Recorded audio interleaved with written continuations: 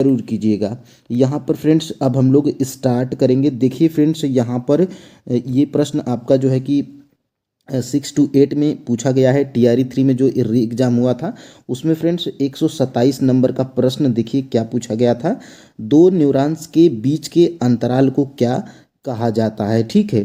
तो फ्रेंड्स देखिए, इसी के जो है कि इंग्लिश वाला में यहाँ पर मैं इसलिए लाया हूँ क्योंकि फ्रेंड्स इंग्लिश अगर आपको नहीं पता रहेगा तो फ्रेंड्स आप इस प्रश्न को सही नहीं कर पाएंगे, ठीक है।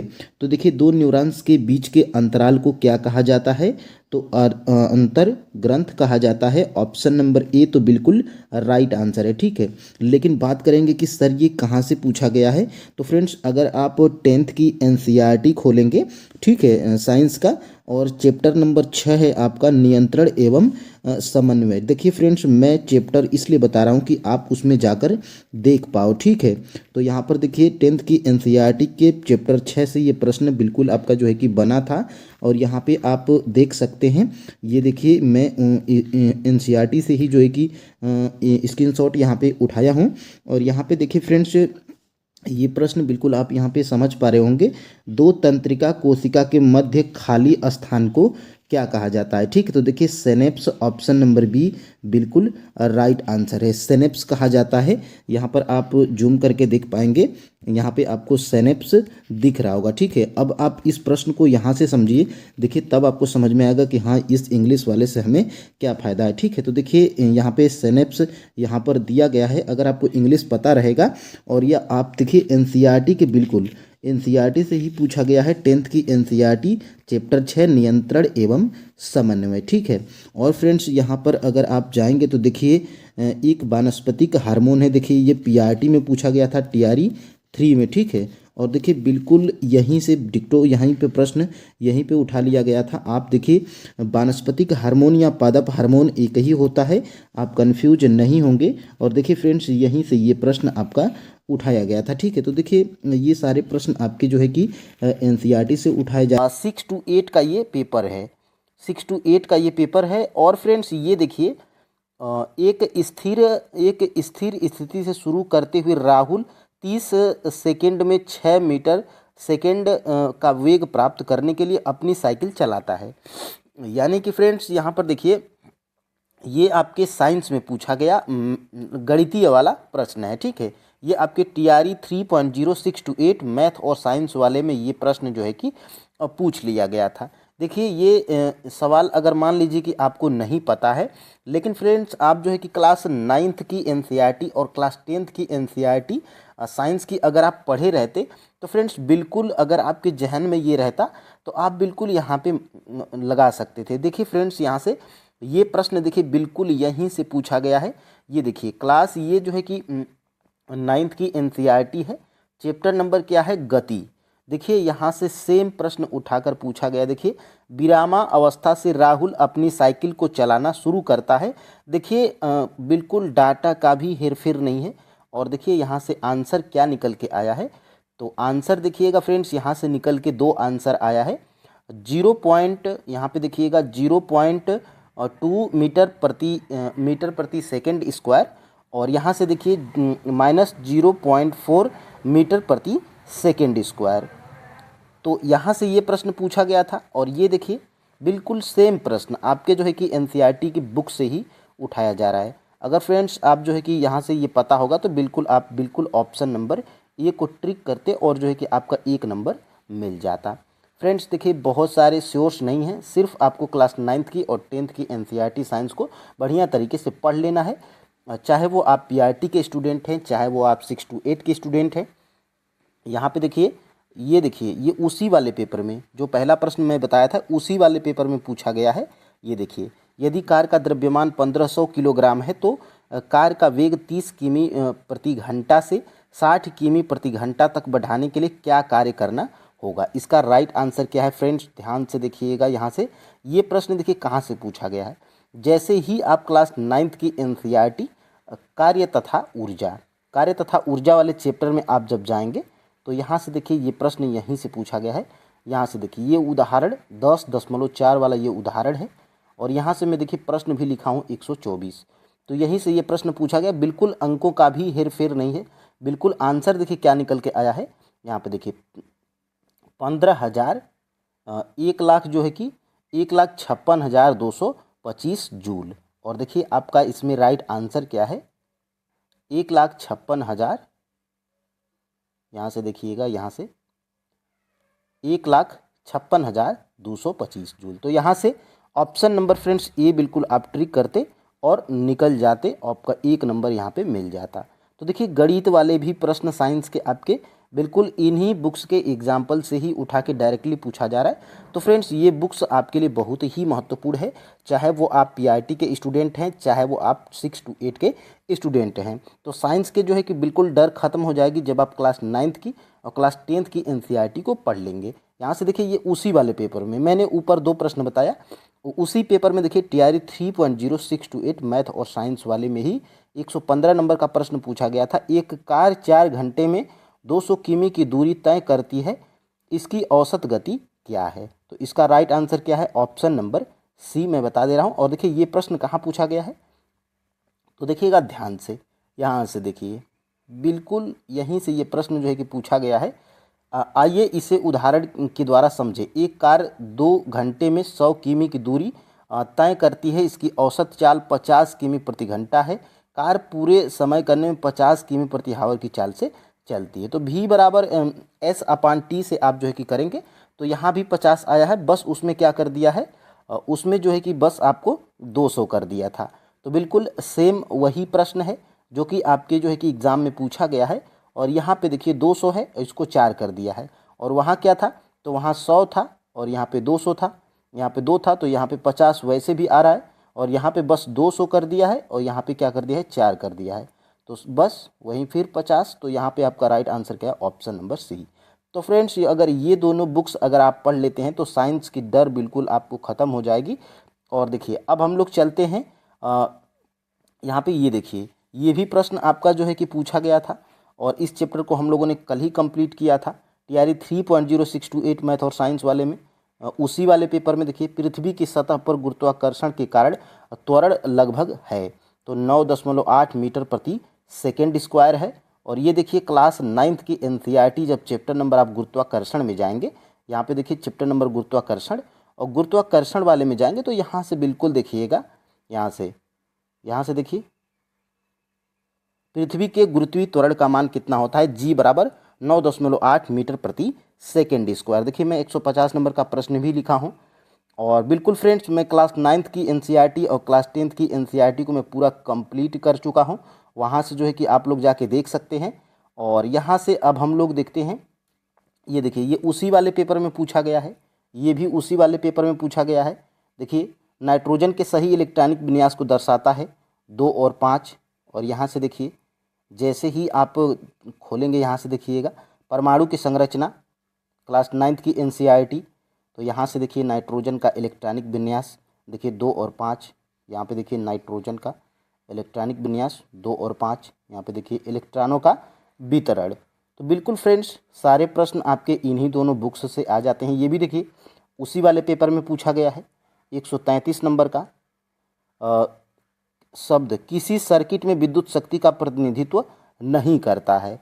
तो इसका जो है कि प्रतिनिधित्व कौन सा नहीं, देखिए P बराबर VI, तो ये भी कर रहा है प्रतिनिधित्व। और I स्क्वायर देखिए I स्क्वायर R ये भी करता है, लेकिन I R स्क्वायर नहीं करता है। और आपका राइट आंसर क्या था, ऑप्शन नंबर ए ही था, क्योंकि नहीं पूछा था। और यहाँ से बिल्कुल आप देख सकते हैं विद्युत वाले चैप्टर में देखिए यहाँ से, तो बिल्कुल फ्रेंड्स सारे प्रश्न साइंस के आपके इन्हीं दोनों बुक्स से आ जाते हैं। और यहाँ से सवाल भी बिल्कुल आपके यहीं से पूछ लिए जाते हैं। और ये देखिए ये भी देखिए 141 नंबर का प्रश्न उसी टीआरई 3.0 में 6 to 8 मैथ और साइंस वाले में, किसी पदार्थ को सीधे ठोस से गैस बदलने की प्रक्रिया क्या कहलाती है, तो ऊर्ध्वपातन कहलाती है। और बिल्कुल यहाँ से जैसे ही चैप्टर नंबर आप 1 खोलेंगे क्लास 9th की, चैप्टर नंबर 1 से ही देखिए द्रव अवस्था में परिवर्तित हुए बिना ठोस अवस्था से सीधे गैस में बदलने की प्रक्रिया को ऊर्ध्वपातन कहते हैं। और यहाँ से देखिए ये प्रश्न आपका पीआरटी में पूछ लिया गया था, ठोस कार्बन डाइऑक्साइड को शुष्क बर्फ या ड्राई आइस कहते हैं, ये आपके पीआरटी में और ये आपके 6 to 8 में। तो बहुत ही महत्वपूर्ण है फ्रेंड्स आपके जो है कि। और ये देखिए मनुष्य में लक्षणों की वंशंगति के अध्ययन को क्या कहते हैं, तो यहाँ पे कहते हैं हम क्या, वंश गति कहते हैं, ऑप्शन नंबर सी। देखिए उसी वाले पेपर में पूछ लिया गया है। और यहाँ से देखिए आप यहाँ से, तो ये दोनों बुक्स कितना आपको 150 नंबर का प्रश्न दिखाई दे रहा होगा। पृथ्वी की सतह पर गुरुत्वाकर्षण के कारण त्वरण लगभग कितना होता है? तो देखिए फ्रेंड्स, त्वरण लगभग होता है 9.8 मीटर प्रति सेकेंड स्क्वायर। ये क्या होता है? तो पृथ्वी की सतह पर गुरुत्वाकर्षण के कारण जो है कि त्वरण लगभग कितना होता है? तो 9.8 मीटर प्रति सेकेंड स्क्वायर होता है। ऑप्शन नंबर यहाँ से सी बिल्कुल राइट आंसर है। और ये प्रश्न आपका इसी चैप्टर से पूछा गया है, जिस चैप्टर को आज हम लोग कंप्लीट करेंगे। यहाँ पर फ्रेंड्स आपको जो है कि पेज पे दिखाई दे रहा होगा गुरुत्वाकर्षण। तो इस चैप्टर से ये प्रश्न जो है कि कहाँ से पूछा गया है? तो यहाँ पर आप बिल्कुल देख पा रहे होंगे गुरुत्वीय त्वरण जी के मान का परिकलन। यहाँ पर देखिए पृथ्वी के गुरुत्वीय त्वरण का मान कितना होता है? तो 9.8 मीटर प्रति सेकेंड होता है। और मीटर इंटू जब सेकेंड इंटू में करेंगे तो माइनस उस पर 2 हो जाता है। तो यानी कि 9.8 मीटर प्रति सेकेंड स्क्वायर होता है। ये देखिए ये बिल्कुल इसी चैप्टर से पूछा गया था। यहाँ पर देखिए मैं 150 और TRE 3.0 628 लिखा भी हूँ। तो ये प्रश्न आपने देख लिया। और भी प्रश्न हैं, यहाँ पर दूसरे प्रश्न की तरफ हम लोग बढ़ेंगे। देखिए 120 नंबर का प्रश्न, ये भी आपके TRE 3.0 628 मैथ और साइंस वाले पेपर में ये प्रश्न पूछा गया था। आपको दिखाई दे रहा होगा, यदि दो वस्तुओं के बीच की दूरी दोगुनी कर दी जाए तो उनके बीच का जो है कि गुरुत्वाकर्षण बल का मान क्या होगा, मतलब मान कितना हो जाएगा? तो यहाँ पर फ्रेंड्स बिल्कुल देखिएगा कितना हो जाएगा। तो 1/4 हो जाता है। दो वस्तुओं के बीच की दूरी को अगर दोगुना कर दिया जाए तो उनके बीच का गुरुत्वाकर्षण बल कितना हो जाता है?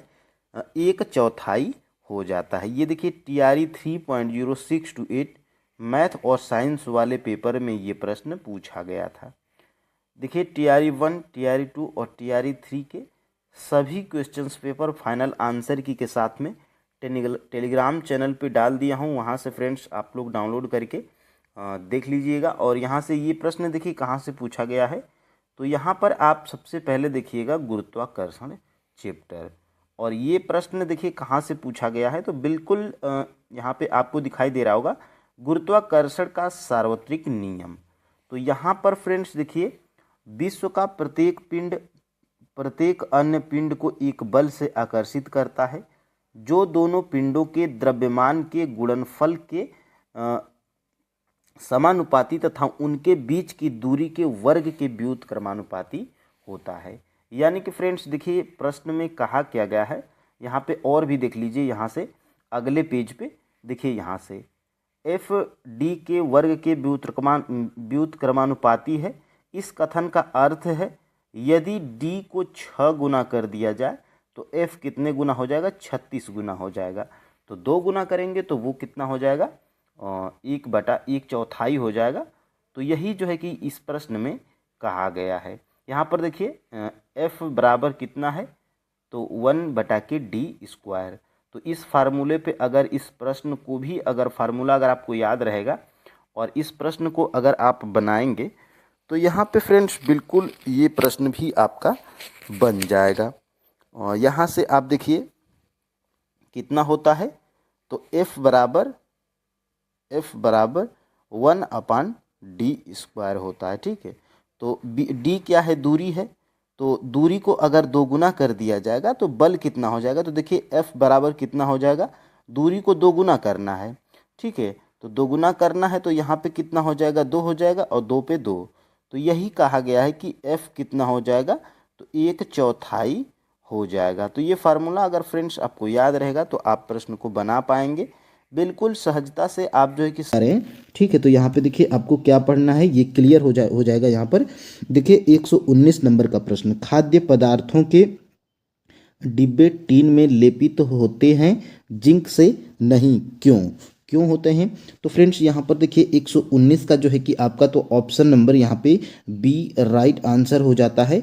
जिंक टीन की तुलना में अधिक क्रियाशील है, ठीक है, ये आयोग आपका आंसर माना था। बात करेंगे कि सर ये प्रश्न कहाँ से पूछा गया था, तो देखिए यहाँ पे सोर्सेस की बात करेंगे तो 10th की एनसीईआरटी का अगर चैप्टर नंबर अगर आप 3 खोलेंगे तो देखिए धातु और अधातु, ठीक है, तो यहीं से ये प्रश्न बना था। थोड़ा सा अगर आप जूम करके यहाँ पे देख पाएंगे तो देखिए फ्रेंड्स बिल्कुल खाद्य पदार्थों के डिब्बों पर जिंक के बजाय टीन का लेप होता है, क्योंकि तो यहाँ पर देखिए टीन की अपेक्षा में जिंक अधिक क्रियाशील होते हैं और यहीं से बिल्कुल आपका प्रश्न जो है कि बना था। देखिए 10th की एनसीईआरटी के चैप्टर 3 धातु और अधातु और पृष्ठ संख्या यहाँ पे 62, ठीक है।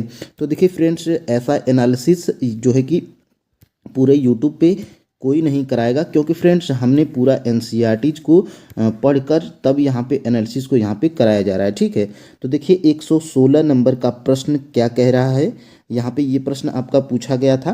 कार्बन डाइऑक्साइड पानी और ऊर्जा देने के लिए पाइरूवेट का विघटन होता है, ठीक है, तो इसका आंसर तो ऑप्शन नंबर बी है, माइटोकॉन्ड्रिया। अब बात करेंगे कि सर ये प्रश्न कहाँ से पूछा गया था, तो देखिए मिनिमम प्रश्न आपके 9th और देखिए 48 प्रश्न हम बताएंगे, ठीक है, 48 प्रश्न बताएंगे जिसमें 9th और 10th से ही ये सारे प्रश्न आपके बने थे। तो फ्रेंड्स 6 to 8 की अगर आप एग्ज़ाम देना चाहते हैं तो फ्रेंड्स बिल्कुल आप 9th और 10th के जो है कि साइंस को ज़रूर पढ़िएगा, क्योंकि सारे प्रश्न आपके वहीं से बनाए गए थे, ठीक है। तो फ्रेंड्स यहाँ पर अगर आप देखेंगे यहाँ पे थोड़ा सा अगर आप जूम कर पाएंगे तो देखिए जूम करके यहाँ पे हम लोग देखते हैं, ठीक है। यहाँ पे आप जूम करके यहाँ पे देखिएगा, यहाँ पे देखिए यह प्रक्रम कोशिका द्रव्य में होता है। इसके पश्चात पाइरूवेट एथेनॉल तथा कार्बन डाइऑक्साइड में परिवर्तित हो जाता है। यह प्रक्रम किण्वन के समय ईस्ट में होता है, क्योंकि यह प्रक्रम वायु ऑक्सीजन की अनुपस्थिति में होता है, ठीक है। यहाँ पे देखिए इसके श्वसन कहते हैं। पाइरूवेट का विखंडन ऑक्सीजन का उपयोग करके माइटोकॉन्ड्रिया में होता है, ठीक है। तो बिल्कुल एग्जैक्ट यहीं से ये प्रश्न जो है कि आपका लिया गया था, ठीक है। तो देखिए फ्रेंड्स यहाँ पर आपका आंसर क्या था, माइटोकॉन्ड्रिया था, ठीक है। अब बात करेंगे कि सर हम लोग अब आगे प्रश्न की तरफ बढ़ेंगे। देखिए फ्रेंड्स हम फास्ट इसलिए बता रहे हैं क्योंकि फ्रेंड्स देखिए ज़्यादा लॉन्ग वीडियो हो जाएगा तो आप उसको देखेंगे नहीं, ये हमें पता है, ठीक है। और यहाँ पर देखिएगा फ्रेंड्स ये प्रश्न आपका जो है कि पूछा गया था। देखिए ये प्रश्न आपका जो है कि 54 नंबर का प्रश्न, श्वास प्रक्रिया के लिए निम्न में से कौन सा कथन सत्य है, ठीक है। तो यहाँ पर देखिए 54 नंबर का जो है कि आपका आंसर क्या हो जाएगा, ऑप्शन नंबर सी हो जाएगा। ऊर्जा स्रावित होती है तथा एटीपी के रूप में भंडारित होती है, ठीक है। देखिए बात करेंगे कि सर ये प्रश्न कहाँ से पूछा गया था, तो देखिए 10th के एनसीईआरटी के चैप्टर नंबर 5 से जैव प्रक्रम नामक चैप्टर से यह प्रश्न आपका जो है कि बनाया गया था।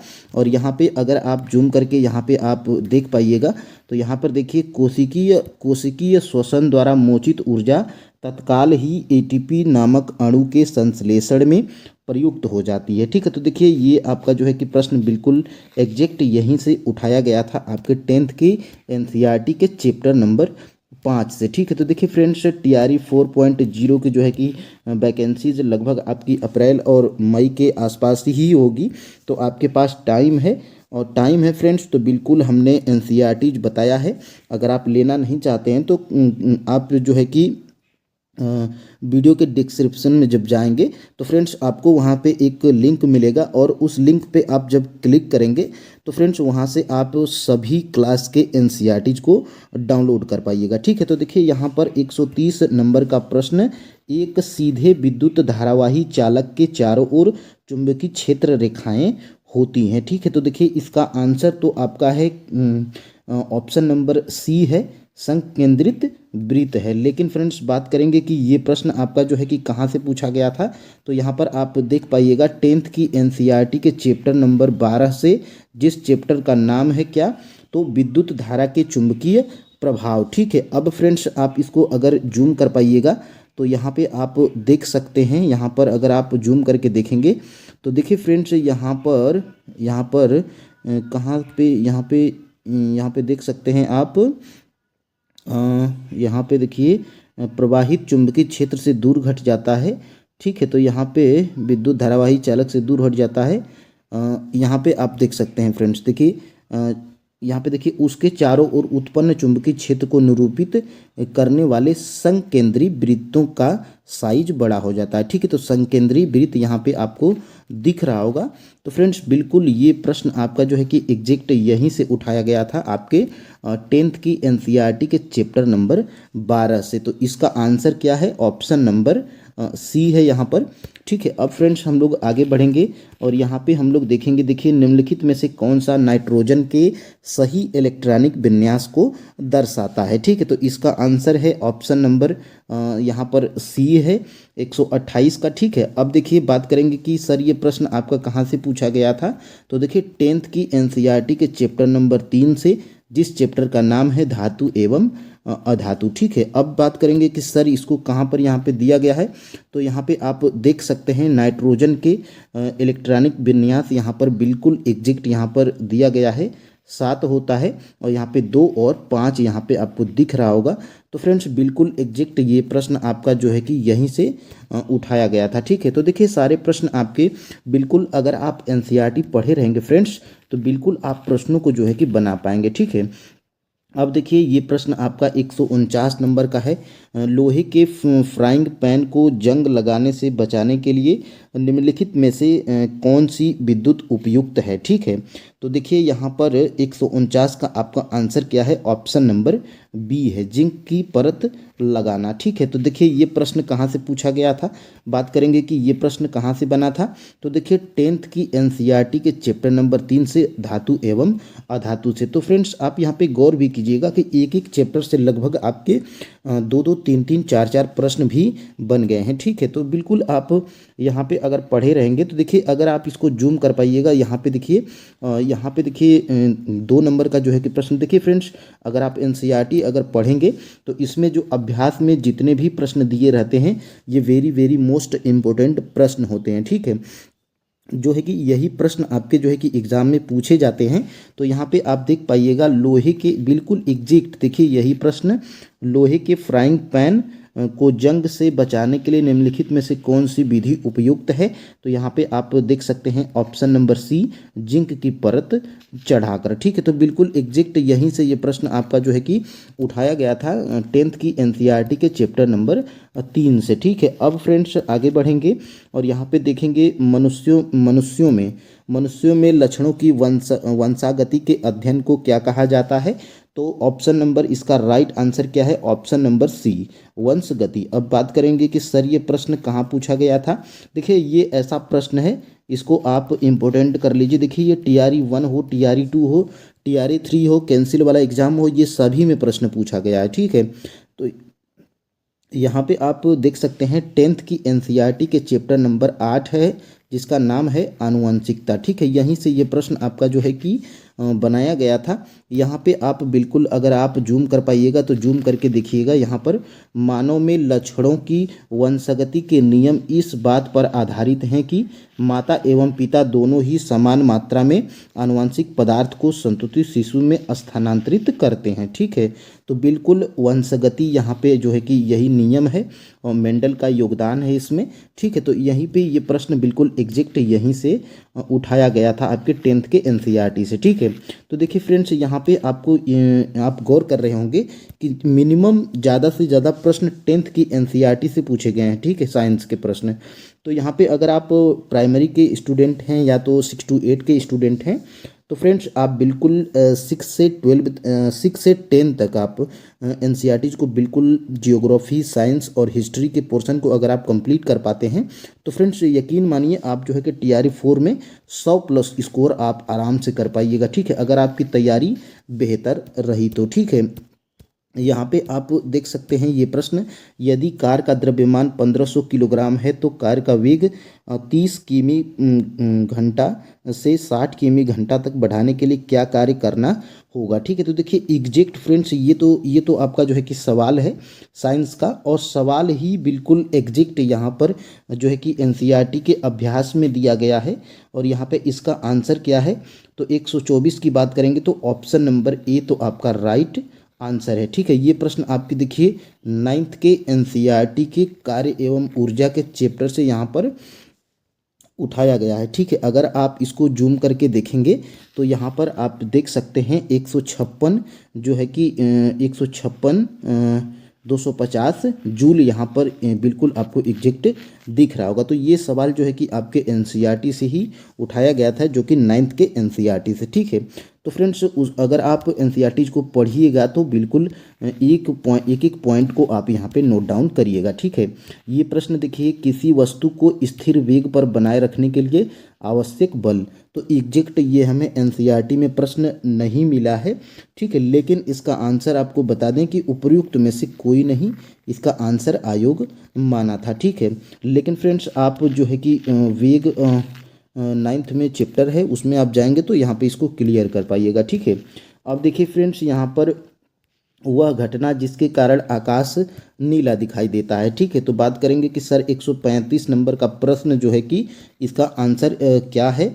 तो 135 की बात करेंगे तो 135 का आंसर आपका क्या है, ऑप्शन नंबर सी है, प्रकाश का प्रकीर्णन। अब बात करेंगे कि यह प्रश्न सर कहाँ से पूछा गया था। तो देखिए 10th की एनसीईआरटी के चैप्टर नंबर 10 से, जिस चैप्टर का नाम है मानव नेत्र एवं रंग बिरंगा संसार। ठीक है, तो यहीं से ये प्रश्न बिल्कुल उठाया गया था। अगर आप इसको थोड़ा सा अगर जूम करेंगे तो यहाँ पे आप देख पाइएगा, यहाँ पे प्रकीर्णन हुआ नीला प्रकाश हमारे नेत्रों में प्रवेश करता है। ठीक है, तो बिल्कुल यहाँ से ये प्रश्न आपका जो है कि एग्जैक्ट जो है कि क्लियर होता है।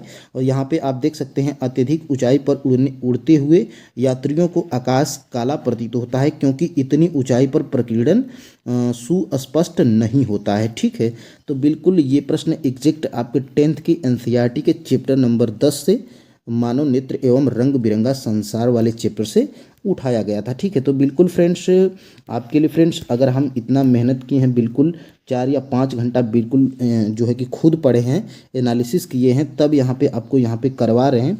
तो फ्रेंड्स अगर हमारी थोड़ी भी मेहनत अगर आपको पसंद आई है तो फ्रेंड्स बिल्कुल चैनल को सब्सक्राइब जरूर कीजिएगा, और फ्रेंड्स बिल्कुल एक लाइक, और फ्रेंड्स जो है कि ज़्यादा से ज़्यादा शेयर भी जरूर कीजिएगा। ठीक है, यहाँ पर देखिए 146 नंबर का प्रश्न आप अगर देखेंगे तो देखिए निम्नलिखित में से कौन सा भौतिक परिवर्तन नहीं है। ठीक है, तो 146 की बात करेंगे तो कोयला जलाना जो है कि भौतिक परिवर्तन नहीं है। अगर आप 7th की एनसीईआरटी में जाएंगे, जिस चैप्टर का नाम है भौतिक एवं रासायनिक परिवर्तन, तो देखिए ये आपका यहाँ पे दिया गया है भौतिक परिवर्तन और यहाँ पे रासायनिक परिवर्तन। ठीक है, तो यहाँ पे इसको अगर आप पढ़े रहेंगे तो बिल्कुल फ्रेंड्स आप प्रश्न को बना पाइएगा। ठीक है, अब देखिए अब आगे बढ़ेंगे, यहाँ पे फ्रेंड्स देखेंगे हम लोग 137 नंबर का प्रश्न, अस्थाई ऊतकों के बारे में निम्नलिखित में से कौन सा कथन सही है। ठीक है, तो देखिए यह प्रश्न का आंसर क्या है, ऑप्शन नंबर सी है, वे विभाजित करने की क्षमता खो देते हैं। ठीक है,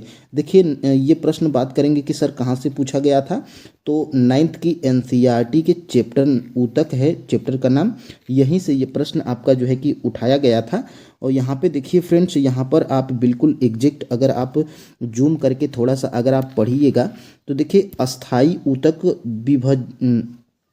विभज्य योतक से बनते हैं, जो एक बार विभाजित होने की क्षमता खो देते हैं। इनको सरल तथा जटिल ऊतकों में वर्गीकृत किया जाता है। ठीक है, तो बिल्कुल फ्रेंड्स आपका यही प्रश्न यहीं से बना था, ये वाला 146 नंबर का 137 नंबर का प्रश्न। ठीक है, तो एग्जैक्ट फ्रेंड्स अगर आप एनसीईआरटी को पढ़िएगा तो लाइन बाय लाइन पढ़िएगा, और जो उसमें आपको इम्पोर्टेंट फैक्ट नज़र आए उसको आप अगर हाईलाइट कर लेते हैं, जो एक बार हाईलाइट करने के बाद बार बार आप जो हाईलाइट वाले को अगर रिवीजन करते हैं तो बिल्कुल फ्रेंड्स वही आपका नोट बन जाएगा। ठीक है, यहाँ पर देखिए 143 नंबर का प्रश्न, कैल्शियम हाइड्रोक्साइड का सामान्य नाम क्या है। ठीक है, तो इसका आंसर देखिए बुझा हुआ चूना है। बात करेंगे कि सर ये प्रश्न कहाँ से पूछा गया था, तो देखिए 10th की एनसीईआरटी के चैप्टर नंबर 1 से ही ये प्रश्न उठा लिया गया था, जिस चैप्टर का नाम है रासायनिक अभिक्रियाएं एवं समीकरण। ठीक है, तो यहाँ पे अगर आप इसको अगर जूम करके देखिएगा तो यहाँ पे देखिए फ्रेंड्स, यहाँ पे बुझा हुआ चूना है और इसको देखिए जल से अभिक्रिया करवाया जाता है। तो यहाँ पे देखिए बुझा हुआ चूना यहाँ पे आप देख सकते हैं। ठीक है, तो यहाँ पे देखिए इस अभिक्रिया कैल्शियम हाइड्रोक्साइड जल मिलकर एकल उत्पाद कैल्शियम हाइड्रोक्साइड बनाते हैं। ऐसी अभिक्रिया जिसमें दो या दो से अधिक अभिकारक मिलकर एकल उत्पाद का निर्माण करते हैं उसे संयोजी अभिक्रिया कहते हैं। ठीक है, और आप यहाँ पे भी देख पाइएगा जल के साथ कैल्शियम ऑक्साइड की अभिक्रिया से बूझे हुए चूने का निर्माण होता है। तो फ्रेंड्स बिल्कुल अगर आप ये सारे फैक्ट अगर पढ़े रहेंगे तो बिल्कुल फ्रेंड्स आप प्रश्न को बना पाइएगा। ठीक है, अब देखिए अब हम लोग आगे बढ़ेंगे और यहाँ पे देखिए इस प्रश्न को देखेंगे।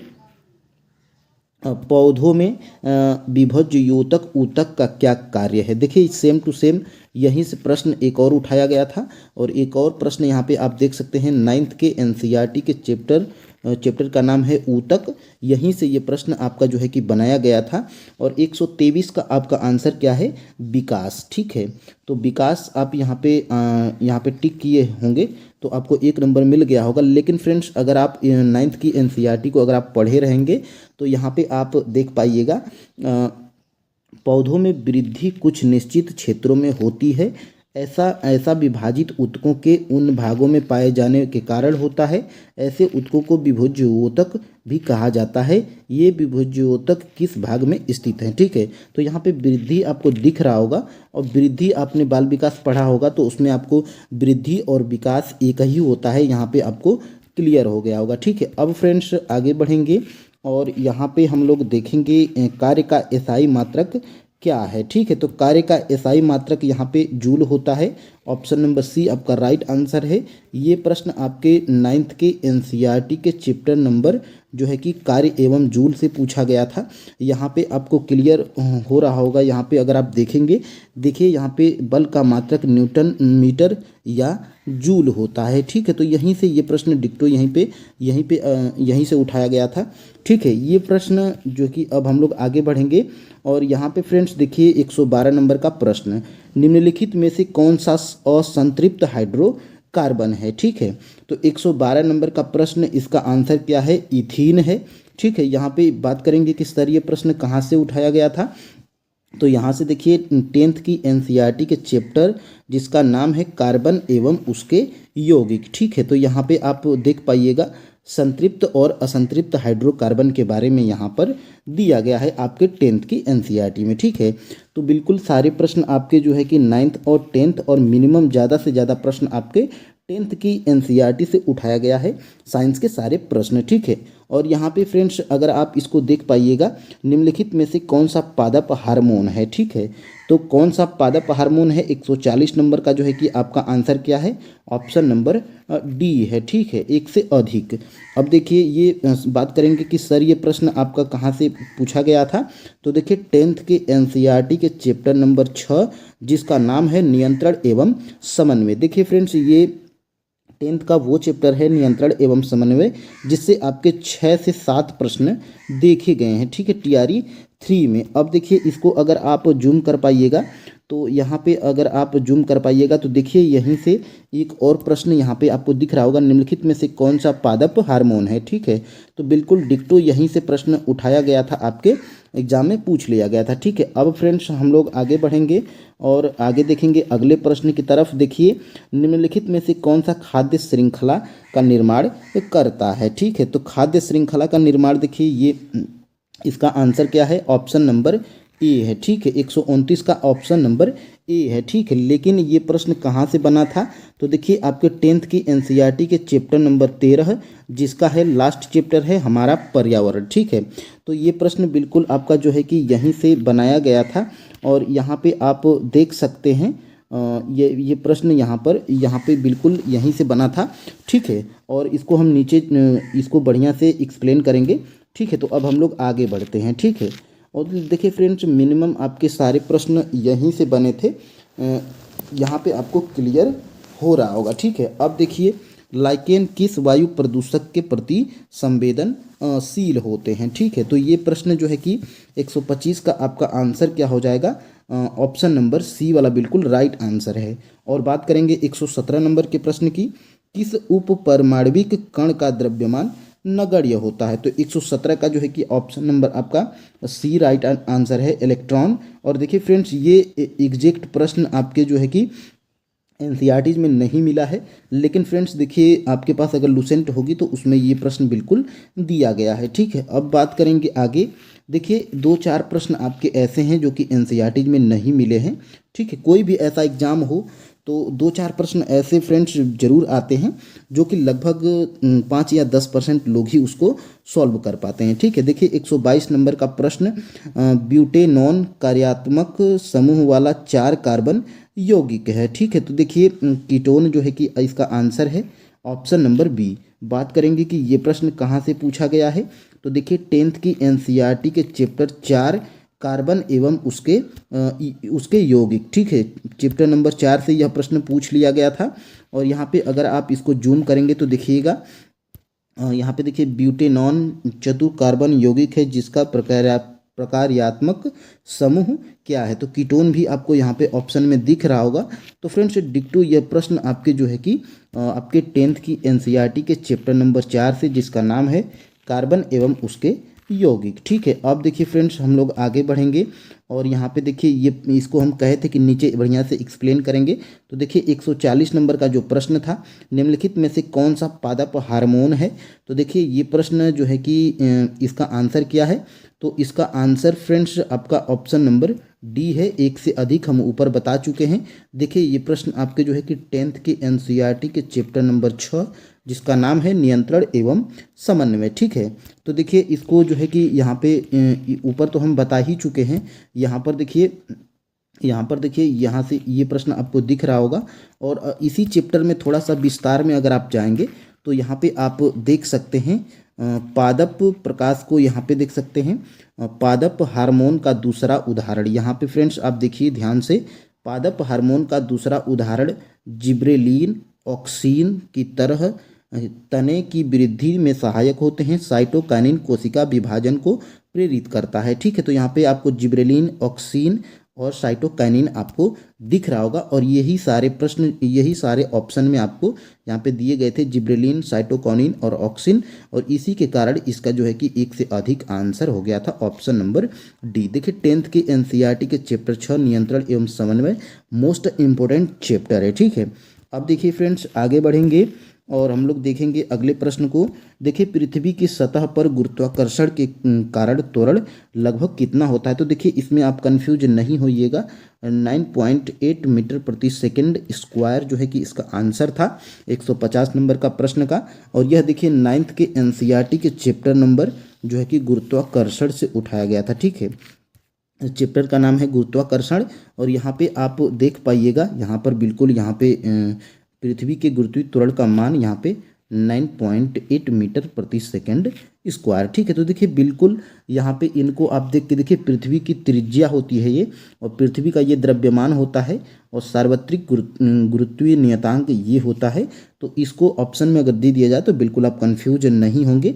सबसे पहले आप गौर करेंगे कि प्रश्न कह क्या रहा है। ठीक है, अब देखिए फ्रेंड्स आगे बढ़ेंगे। क्या होता है जब लोहे के भराव में तनु हाइड्रोक्लोरिक अम्ल मिलाया जाता है, तो बात करेंगे 131 नंबर के प्रश्न का। ये कहाँ से पूछा गया था, तो देखिए ऑप्शन नंबर सी तो पहले इसका राइट आंसर है। हाइड्रोजन गैस और आयरन क्लोराइड का उत्पादन होता है। ठीक है, यह देखिए 10th के एनसीईआरटी के जो है कि चैप्टर नंबर 1 रासायनिक अभिक्रिया एवं समीकरण चैप्टर का नाम है। और यहीं से ये प्रश्न आपका जो है कि उठाया गया था। यहाँ पे आप देख सकते हैं, यहाँ पर लौह चूर्ण तनु, यहाँ पे आप देख रहे होंगे 3 नंबर का जो है कि प्रश्न आपके जो है कि 10th के एनसीईआरटी के चैप्टर नंबर 1 खोलेंगे तो ये यहाँ पे आपको दिख जाएगा। और यहाँ पे देखिए क्लोरीन गैस एवं आयरन, यहाँ पे देखिए ऑप्शन नंबर ए आपको दिख रहा होगा, ऑप्शन नंबर ए। ठीक है, तो देखिए option number A hydrogen gas एवं आयरन क्लोराइड बनता है। ठीक है, तो देखिए सारे प्रश्न जो है कि आपके एग्जैक्ट एनसीईआरटी से ही डायरेक्टली उठाए गए हैं। ठीक है, तो आपको यहाँ पे क्लियर हो रहा होगा फ्रेंड्स कि आपके सारे जो है कि प्रश्न एनसीईआरटी से ही बने हैं। ठीक है, देखिए कोशिका की खोज सर्वप्रथम किसने की थी, तो देखिए कोशिका की खोज की बात करेंगे तो आपको ये जो है कि सामान्य जनरल जैसे लूसेंट में मिल जाएगा। लेकिन फ्रेंड्स यहाँ पर आप देख पाइएगा आपका आंसर क्या हो जाएगा, रॉबर्ट हुक। ठीक है, लेकिन 9th की एनसीईआरटी में देखिएगा तो यहाँ पे 1665 में हुक ने इसे स्वनिर्मित सूक्ष्मदर्शी से देखा था। रॉबर्ट हुक ने इस प्रकोष्ठकों को कोशिका कहा, सेल। और देखिए सेल या कोशिका लैटिन शब्द है जिसका अर्थ है छोटा कमरा। ठीक है, तो यहीं से देखिए बिल्कुल आपका जो है कि एग्जैक्ट यहीं से ये प्रश्न क्लियर हो रहा होगा। ठीक है, अब देखिए फ्रेंड्स, अब हम लोग आगे बढ़ेंगे। देखिए चैप्टर का नाम क्या है? चैप्टर का नाम है जीवन की मौलिक इकाई। ठीक है, तो इसी चैप्टर से ये प्रश्न आपका बना था। और यहाँ पे देखिए एग्जैक्ट फ्रेंड्स, एग्जैक्ट यही प्रश्न आपके जो है कि 9th के एनसीईआरटी के चैप्टर नंबर गति में जब आप जाएंगे तो अभ्यास में इस प्रश्न को बिल्कुल सॉल्व कराया गया है। ठीक है, तो देखिए एक कार 4 घंटे में 200 किमी दूरी तय करती है, इसकी औसत गति क्या होगी? तो इसका आंसर आपका देखिए, इसका आंसर क्या हो जाएगा? 115 का ऑप्शन नंबर सी हो जाएगा, 50 किमी प्रति घंटा। और देखिए बिल्कुल एग्जैक्ट फ्रेंड्स यही प्रश्न आपके जो है कि एनसीईआरटीज में जो है कि सॉल्व कराया गया है। और यहाँ पे आप देख सकते हैं चाल 50 किमी प्रति घंटा है। यहाँ पे ये प्रश्न आपको जो है कि क्लियर हो रहा होगा। ठीक है, तो देखिए फ्रेंड्स बिल्कुल एग्जैक्ट ये प्रश्न आपके यहीं से उठाए गए थे। ठीक है, तो यहाँ पे फ्रेंड्स देखिए सारे प्रश्न आपके एनसीईआरटी से हैं। आप देखिए आपके पास टाइम है, आप अभी से एनसीईआरटी जो है कि डाउनलोड करके या जो है कि यहाँ पे ले करके किसी शॉप से ख़रीद करके आप उसको पढ़िए विधिवत ढंग तरीके से। ठीक है, देखिए 132 नंबर का प्रश्न, मनुष्य में गुर्दे किसके तंत्र का हिस्सा हैं? ठीक है, तो देखिए मल त्याग के हिस्सा हैं, यह आपका आंसर है ऑप्शन नंबर ए। अब बात करेंगे कि ये सर कहाँ से पूछा गया है? तो देखिए ये आपका जो है कि कहाँ से पूछा गया है? 10th के एनसीईआरटी के चैप्टर नंबर 5 जिसका नाम है जैव प्रक्रम। ठीक है, तो यहीं से ये प्रश्न आपका उठाया गया है। और कहाँ से उठाया गया है तो इसको आप देख सकते हैं यहाँ पे यहाँ पे देखिए पहला ही प्रश्न है। ठीक है, मनुष्य में वृक्क एक तंत्र का भाग है जो संबंधित है तो उत्सर्जन से संबंधित है। ठीक है, और इसी चैप्टर से देखिए ये भी प्रश्न आपका जो है कि बिल्कुल डिक्टो उठाया गया है। पाइरूवेट के विखंडन से यह कार्बन डाइऑक्साइड जल एवं ऊर्जा देता है और यह क्रिया होती है तो माइटोकॉन्ड्रिया में होती है। बिल्कुल एग्जैक्ट 2 प्रश्न आपके जो है कि यहीं से क्लियर हो रहे हैं। ठीक है, और यहाँ पे देखिए यहाँ पे और भी प्रश्न आपके बनाए जा सकते हैं। तो फ्रेंड्स बिल्कुल हमारी बात मानिए, आप अभी से जो है कि एनसीईआरटी पढ़ना स्टार्ट करिए। ठीक है, अब देखिए यहाँ पे निम्नलिखित में से कौन सा ठोस की विशेषता नहीं है? ठीक है, तो देखिए 134 का जो है कि आपका आंसर क्या है? ऑप्शन नंबर ए, आसानी से बहने की क्षमता। ये क्षमता जो है कि ठोस की विशेषता नहीं है। ठीक है, और यहाँ पे देखिए 9th की एनसीईआरटी के चैप्टर का नाम क्या है? हमारे आसपास के पदार्थ। और यहीं पे आपको जो है कि ये प्रश्न जो है कि आपको क्लियर हो जाएगा। देखिए इन सभी का निश्चित आकार, स्पष्ट सीमाएं तथा स्थिर आयतन यानी नगण्य संपीड्यता होती है। तो यहीं से ये प्रश्न जो है कि आपका क्लियर हो जाएगा। ठीक है, अब देखिए फ्रेंड्स निम्नलिखित में से कौन सा शब्द किसी सर्किट में विद्युत शक्ति का प्रतिनिधित्व नहीं करता है? ठीक है, तो 133 का जो है कि आपका ऑप्शन नंबर क्या है? ऑप्शन नंबर ए हो जाएगा। ठीक है, देखिए IR² ये प्रतिनिधित्व नहीं करता है, VI और जो है कि I² ये प्रतिनिधित्व करता है। देखिए 10th के एनसीईआरटी के चैप्टर नंबर अगर 11 जिसका नाम है विद्युत, इसमें आप जाइएगा तो यहीं पे आपको क्लियर हो जाएगा। देखिए यहाँ से भी आपको जो है कि क्लियर हो रहा होगा। देखिए P बराबर VI और I² और V² प्रति R हो जाएगा। ठीक है, और यहीं से ये भी प्रश्न आपका क्लियर हो रहा है। और इसी चैप्टर में देखिए अभ्यास में यही सेम टू सेम प्रश्न जो है कि आपका दिया गया है। यहाँ पे आप देख सकते हैं, यहाँ पे क्वेश्चन नंबर 2 है और अभ्यास में दिया गया है निम्नलिखित में से कौन सा पद विद्युत परिपथ में विद्युत शक्ति को निरूपित नहीं करता है? बिल्कुल एग्जैक्ट यहीं से प्रश्न जो है कि आपका उठाया गया है। ठीक है, देखिए I² R² VI और V² प्रति R। ठीक है, तो यहाँ से ये प्रश्न आपका जो है कि क्लियर हो रहा होगा। हमने इसका जो है कि आंसर भी बता दिया है IR²। ठीक है, तो यहाँ पे देखिए VI तो आपको यहाँ पे दिख रहा होगा, ये तो सही है, ये प्रतिनिधित्व करता है। और यहाँ पे देखिए I² ये भी प्रतिनिधित्व करता है और V² ये भी प्रतिनिधित्व करता है। लेकिन इसका जो है कि कोई लॉजिक यहाँ पे इसका कोई लॉजिक नहीं है। ऑप्शन नंबर ए का IR² इसका कोई भी लॉजिक नहीं है। ठीक है, और फ्रेंड्स अब हम लोग आगे बढ़ेंगे और यहाँ पे देखिएगा, यहाँ पे आगे बढ़ने के बाद यहाँ पे देखिए निम्नलिखित में से कौन सा एसिड का एक विशिष्ट गुण है। ठीक है, तो एसिड का विशिष्ट गुण क्या है, तो ये विशिष्ट गुण इसका यही है कि यह नीली लिटमस पेपर को लाल कर देता है। ऑप्शन नंबर बी इसका राइट आंसर है। और फ्रेंड्स बात करेंगे कि ये प्रश्न जो है कि कहाँ से पूछा गया है, तो देखिए ये प्रश्न आपके 10th के एनसीईआरटी के चैप्टर नंबर 2 से अम्ल, क्षार एवं लवण, यहाँ पे आप देख सकते हैं इस चैप्टर का नाम, और यहीं से ये प्रश्न जो है कि आपका क्लियर हो जाएगा। यहाँ पे आप देख सकते हैं थोड़ा सा जूम करके, तो देखिए फ्रेंड्स स्वाद कड़वा होता है यहाँ पे, जबकि क्षारकों का स्वाद कड़वा होता है। यह लाल लिटमस पत्र को नीला कर देता है। ठीक है, तो बिल्कुल यहीं से आपका जो है कि प्रश्न जो है कि क्लियर हो जाता है। और यहाँ पे देखिए, यहाँ पे क्षार का है और अम्ल का पूछा है आपके एग्जाम में, तो यहाँ पे देखिए अम्लों का स्वाद खट्टा होता है, यह नीले लिटमस पत्र को लाल कर देता है। यहाँ पे आप देख सकते हैं। तो यहाँ पे दो पॉइंट हैं, दोनों पॉइंट आपके क्लियर हो जाएंगे और अगर आप एनसीईआरटी पढ़े रहेंगे। ठीक है, तो देखिए यहाँ पे ये प्रश्न आपके 10th की एनसीईआरटी के चैप्टर नंबर 2 अम्ल, क्षार एवं लवण के जो है कि चैप्टर का नाम है। ठीक है, अब देखिए निम्नलिखित में से किसमें ध्वनि की गति अधिकतम होती है, तो ध्वनि की अधिकतम इसमें किसमें होती है, इस्पात होती है, इस्पात में। ठीक है, तो यहाँ पे आप देख सकते हैं, नहीं इस्पात में नहीं फ्रेंड्स, यहाँ पे आप देख सकते हैं इसका आंसर क्या है, 118 का बी है। तो ठीक है, इस्पात तो सही है। ठीक है, अब इसको बात करेंगे कि यह कहाँ से पूछा गया है, तो देखिए 9th के एनसीईआरटी और चैप्टर का नाम है ध्वनि, और यहीं पे अगर आप जूम करिएगा तो यहाँ पे देखिए पीतल, स्टील, लोहा, निकेल, कांच। ठीक है, तो इनमें जो है कि यहाँ पे आपको ये प्रश्न क्लियर हो जाएगा। ठीक है, यहाँ पे आप ध्वनि की तीव्रता चाल देख सकते हैं, तो यहाँ पे भी ये क्लियर हो रहा है। ठीक है, अब देखिए, अब हम लोग आगे बढ़ेंगे और यहाँ पे देखेंगे, यहाँ पे दो प्रश्नों को देखेंगे। देखिए निम्नलिखित में से कौन सी पर्यावरण अनुकूल प्रथाएं हैं। ठीक है, तो निम्नलिखित में से जो है कि उपयुक्त में से एक से अधिक इसका आंसर है। अभी इन दोनों प्रश्नों को हम यहीं पे क्लियर करेंगे। और यहाँ पे देखिए निम्नलिखित कौन सा खाद्य श्रृंखला का निर्माण करता है, तो ये प्रश्न ऊपर भी दिखाए थे, लेकिन यहाँ पे कुछ ज़्यादा आपको क्लियर होगा। आपका ऑप्शन नंबर क्या हो जाएगा, ऑप्शन नंबर ए। अब फ्रेंड्स इन दोनों प्रश्नों को एक ही जगह से उठाया गया है।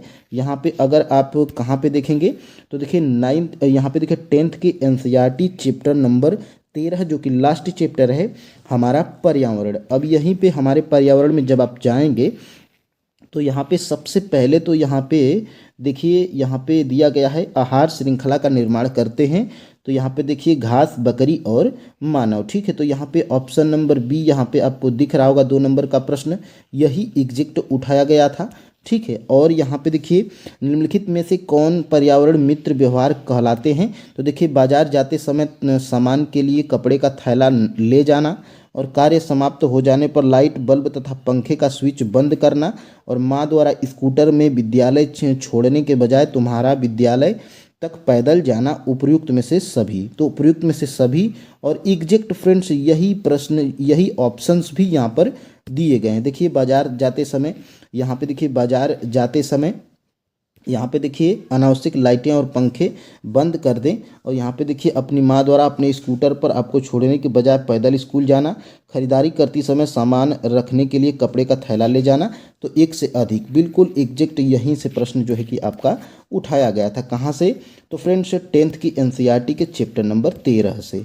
अब देखिए फ्रेंड्स, अब हम लोग यहाँ पे अब हम लोग थोड़ा सा करीब आ चुके हैं 136 नंबर के प्रश्न की तरफ। देखिए 136 नंबर का प्रश्न देखिए कहाँ से पूछा गया था, तो 136 नंबर के प्रश्न का जो है कि आयोग आंसर क्या माना है, तो यहाँ पर देख सकते हैं आप, ऑप्शन नंबर ए आपको दिख रहा होगा, 0.2 मीटर प्रति सेकंड स्क्वायर और -0.4 मीटर प्रति सेकंड स्क्वायर। ठीक है, तो 9th के एनसीईआरटी के चैप्टर नंबर जो गति में जाएंगे तो यहाँ पे ये प्रश्न आपको ज़्यादा क्लियर हो जाएगा। यहाँ पे आप देख सकते हैं। ठीक है, तो यहाँ पे देखिए इस जो है कि यहाँ पे बिल्कुल एग्जैक्ट यही प्रश्न जो है कि उदाहरण में जो है कि अभ्यास में सॉल्व कराया गया है आपके 9th के एनसीईआरटीज में। ठीक है, तो यहाँ पे देखिए, यहाँ पे इस समीकरण से हल कराया गया है, और यहाँ पे देखिए 0.2 मीटर प्रति सेकंड स्क्वायर और यहाँ पे अगर आप थोड़ा सा नीचे जाएंगे तो देखिए -0.4 मीटर प्रति सेकेंड स्क्वायर। तो देखिए दोनों जो है कि यहाँ पे आपको दिख रहा होगा और यही ऑप्शन नंबर ए में दिया गया है। तो ऑप्शन नंबर ए इसीलिए राइट आंसर हो जाएगा। और ये प्रश्न जो है कि कहाँ पर है, तो 9th के एनसीईआरटी के चैप्टर गति में जब आप जाएंगे तो ये प्रश्न आपको मिल जाएगा। ठीक है, अब देखिए फ्रेंड्स, पराग कोश में शामिल हैं, तो पराग कोश में क्या शामिल हैं, तो 142 का जो है कि आपका ऑप्शन नंबर बी हो जाएगा। और ये प्रश्न देखिए कहाँ से पूछा गया था, तो ये प्रश्न आपके 10th की एनसीईआरटी के चैप्टर नंबर 7 को अगर आप ओपन करेंगे, जिसका नाम है जीव जनन कैसे करते हैं। ठीक है, तो यहाँ पे अगर आप देखिए, यहाँ पे आप देख सकते हैं पराग कोश में होते हैं, तो पराग कोश में यहाँ पर देखिए यही प्रश्न नंबर 3 यहाँ पे पूछ लिया गया था, पराग कण। ठीक है, और देखिए फ्रेंड्स यहाँ पर यही है आपकी 10th की एनसीईआरटी जिस पे लिखा गया है कक्षा 10 के लिए पाठ्यक्रम, और हम इसी बुक से आपको सारे प्रश्न बता रहे हैं। अगर इस बुक को आप अभी प्राप्त करना चाहते हैं तो हमारे चैनल पे जो है कि वीडियो में जाइएगा, कल या 2 दिन पहले की वीडियो आप जाइएगा, उसमें आप देखेंगे कि सभी क्लास की एनसीईआरटीज को फ्री में कैसे डाउनलोड करें। उसमें आप फ्री में जो है कि एनसीईआरटी को डाउनलोड करके जिस चैप्टर का नाम हम बता रहे हैं उस चैप्टर में अगर आप जाइएगा तो ये सारे जो है कि जितने स्क्रीनशॉट हम आपको बता रहे हैं ये सारे स्क्रीनशॉट आपको, मतलब पूरा 10 का जो है कि आप कोई भी बुक यहाँ पे एनसीईआरटीज का डाउनलोड कर सकते हैं। ठीक है, जिसको आपको ज़रूरत हो।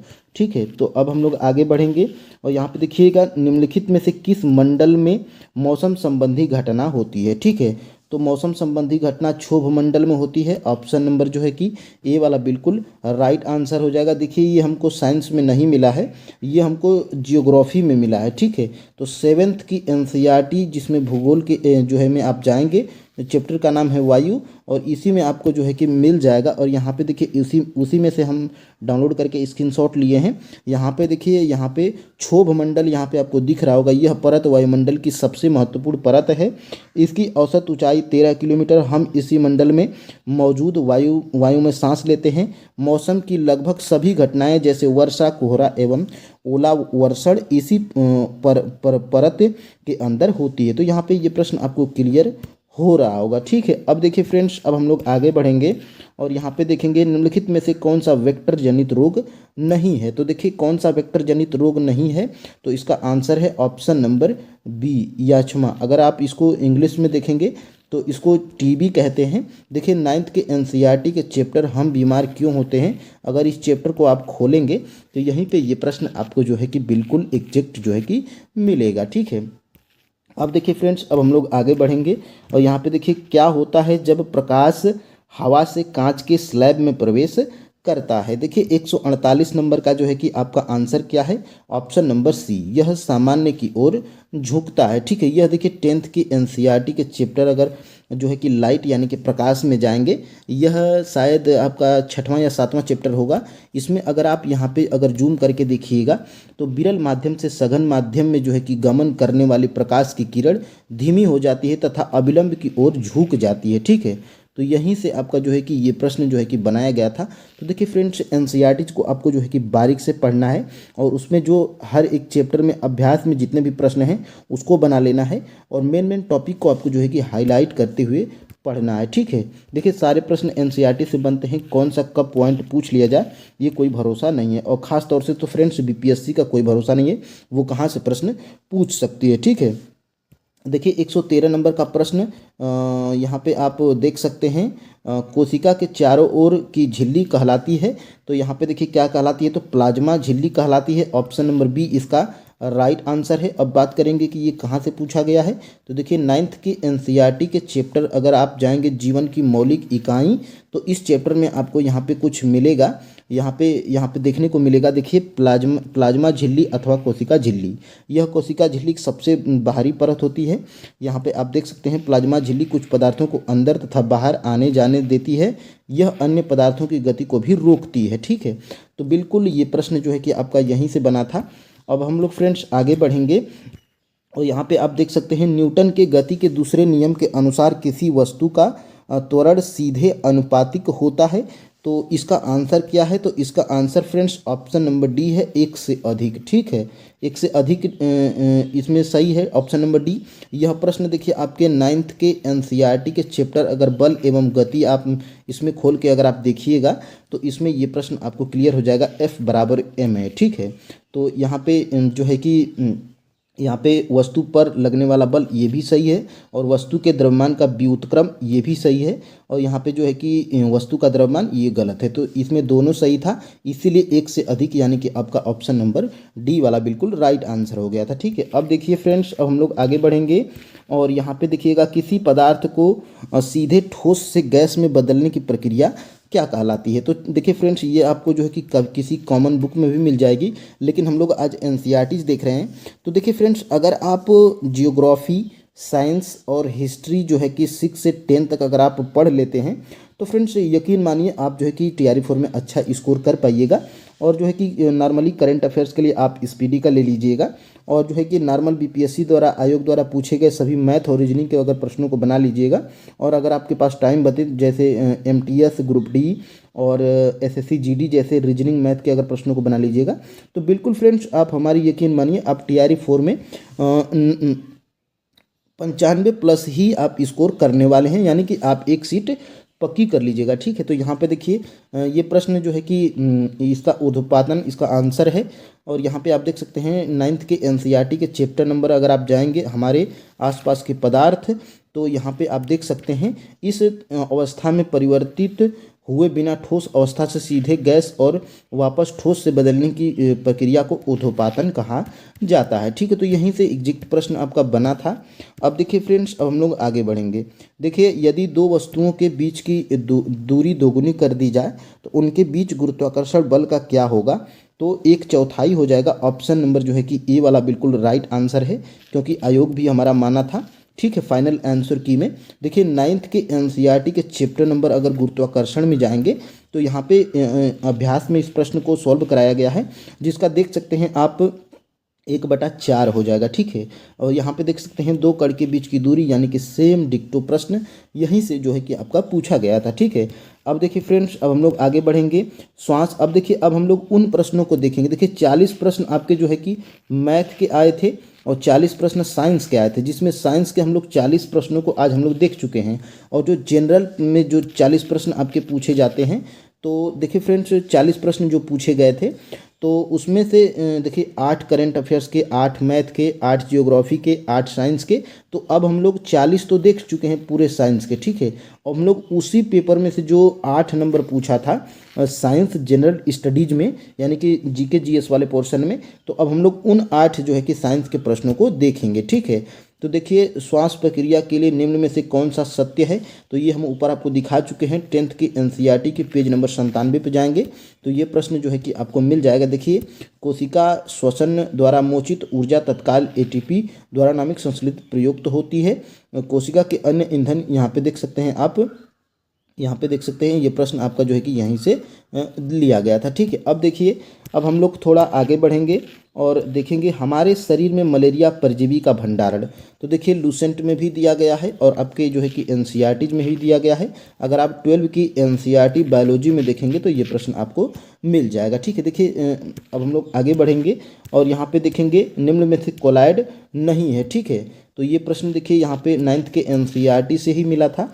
ठीक है, तो इसका जो है कि आंसर जो है कि क्या हो जाएगा? तो इसका आंसर हो जाएगा फ्रेंड्स धुआं हो जाएगा। ठीक है, तो यहाँ पे ये प्रश्न आप देख सकते हैं। ठीक है, अब देखिए हम लोग आगे बढ़ेंगे। प्रकाश की ओर पौधों के झुकाव का मुख्य कारण क्या है? तो यहाँ पे देख सकते हैं आप, यहाँ पे इसका आंसर क्या है? ऑप्शन नंबर C है। देखिए ये प्रश्न आपका जो है कि 10th की एनसीईआरटी के पेज नंबर 120 से उठाया गया था। अगर आप यहाँ पे थोड़ा सा अगर जूम करते हैं तो देखिए फ्रेंड्स, जूम करके हम इसलिए दिखा रहे हैं ताकि आपको भरोसा हो जाए।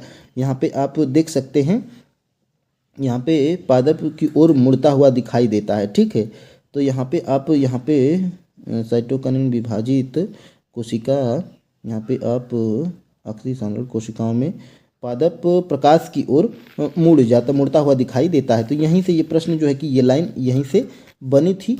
अब फ्रेंड्स, अब हम लोग आगे बढ़ेंगे और हम लोग देखते हैं अगले प्रश्न को देखिए, सड़क प्रकाश में उपयोग होने वाले बल्बों को जोड़ा जाता है तो यहाँ पे कौन से क्रम में, तो यहाँ पे श्रेणी क्रम में जोड़ा जाता है।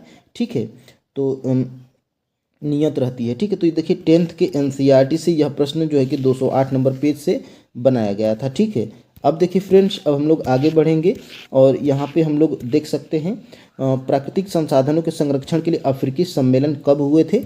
तो यहाँ पे आप देख सकते हैं 10th के अगर एससीईआरटी में जाएंगे तो ये प्रश्न 1968 में, यहाँ पर ये प्रश्न आपको जो है कि 1968 यहाँ पे दिख रहा होगा।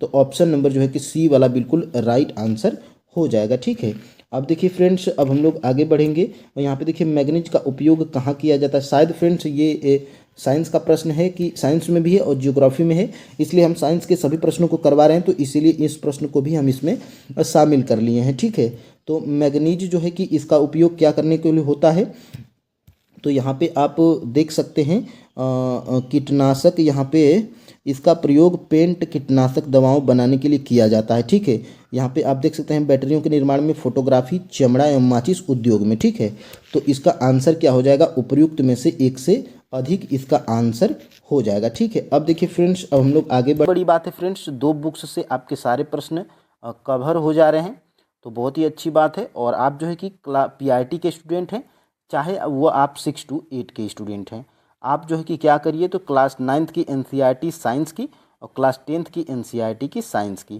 पूरा शब्दशः रट जाइए फ्रेंड्स, बिल्कुल सारे प्रश्न आपके वहीं से आ रहे हैं। तो फ्रेंड्स